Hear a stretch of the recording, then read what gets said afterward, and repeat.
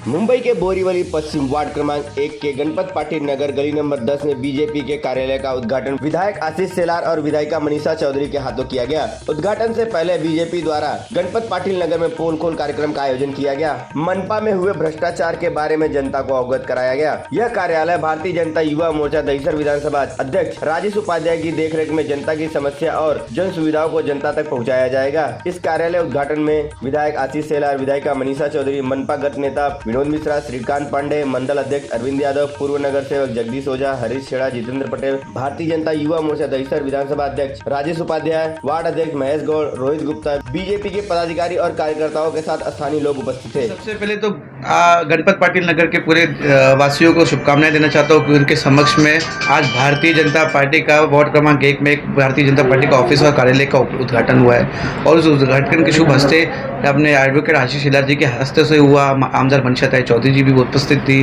गोपाल शेट्टी जी, खासदार का भी आशीर्वाद हमारे साथ था। यहाँ पे लोगों पे बीते के 20 सालों वर्षों में जितनी भी तकलीफ़ें, जितने भी दुख और कितने तकलीफ लोग यहाँ पे झेले हुए हैं, इसके खिलाफ हमारी सरकार ने पोल खोल का कार्यक्रम किया है। ये 20 साल में गणपत पाटिल नगर में इतने अत्याचार हुए, इतने गरीबों के पीछे इतनी लूट हुई है, उसके खिलाफ आज हमारे पोल खोल का कार्यक्रम भी था और साथ ही साथ हमने ये कार्यालय का भी उद्घाटन किया है। हमने सोचा कि प्रधानमंत्री नरेंद्र मोदी जी के माध्यम से 2017 से आयुष्मान भारत की एक योजनाएं निकली। तो ये आयुष्मान भारत की योजना क्या थी? जो गौर गरीब, जो पिछड़ित लोग थे, उन तक योजनाएं पहुंचनी चाहिए, उन तक वो सुविधाएं पहुंचनी चाहिए सरकार से, जो इंश्योरेंस की समस्या थी।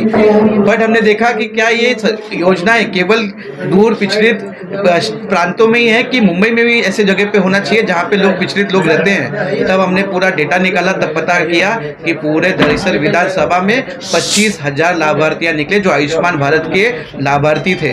तब उसमें से गणपत पाटिल नगर का अगर हमने क्षेत्र निकाला तब 5,000 लाभार्थियां गणपत पाटिल नगर में निकले, जिनमें भारतीय जनता युवा मोर्चा आमदार मनीषा चौधरी जी के नेतृत्व में हमने आयुष्मान भारत का कार्ड बनाया। फिर दूसरा योजना निकाला जब अभी हाल ही में ई श्रम का कार्ड लॉन्च हुआ है, तब हमने देखा कि असंगठित लोगों के लिए, जहाँ पे लोगों के बारे में जो सरकार को, सेंट्रल गवर्नमेंट को, एजेंसीज को जानकारी नहीं है, तो उनके लिए उनको एक प्लेटफॉर्म में लाने के लिए एक योजना निकले जो ई श्रम योजना निकली। तब उस ब्रैकेट में लाने के लिए यहाँ पे प्रत्येक घरों में हमने 4,000 लोगों गणपत पाटिल नगर में, स्नेहल चाल में, माड़ा में, ऐसे करके हमने 4,000 लोगों को ई श्रम के कार्ड के अंदर और ई श्रम की योजनाओं के अंदर दाखिल किया। तो ऐसे आने वाले समय में और बहुत सारी सरकारी योजनाएं जो यहाँ पे लाभार्थियों को, गरीबों को मिलनी चाहिए, सुविधा मिलनी चाहिए, इसका मूल उद्देश्य था कि हमें यहाँ पे कार्यालय खोलना चाहिए।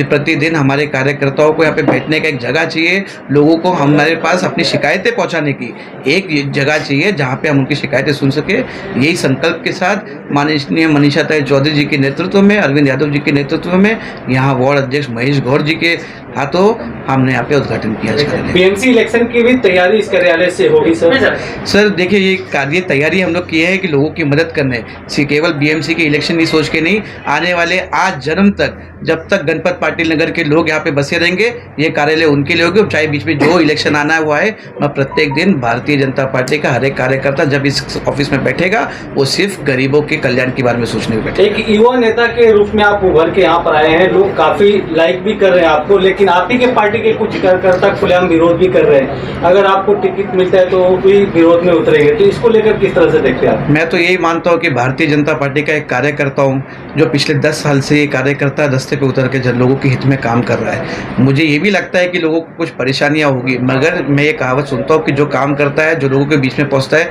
कोई ना कोई नाराज जरूर होता है। मैं आपसे केवल इतना कहना चाहता हूँ कि ये जो व्यक्ति आपके बीच में, जो युवा खड़ा है, ये केवल और केवल लोक हित के, जनहित के काम करने के लिए खड़ा है और मुझे लोगों का आशीर्वाद चाहिए। और ये आशीर्वाद मैं वोटों के माध्यम से मांगने नहीं आया हूँ। जब भी रास्ते पे उतरूंगा, अगर वो मुझे हाथ मिला के खुशी से देखेंगे, बस मैं उनसे अपना सब। पार्टी आपको टिकट देती तो आप चुनाव लड़ेंगे यहाँ से? पार्टी का जो आदेश रहेगा उस आदेश का पालन किया जाएगा और भारतीय जनता पार्टी का निष्पार कार्यकर्ता होने के नाते भारतीय जनता पार्टी की जो भी आदेश रहेगी, जो भी यहाँ का व्यक्ति यहाँ पे उभर के आएगा, मैं स्वयं उसके प्रति साथ खड़ा रहूंगा और वार्ड नंबर 1 का हर एक कार्यकर्ता उसके साथ खड़ा रहेगा और हम साथ में जंग लड़ेंगे और जीत के लेके आएंगे।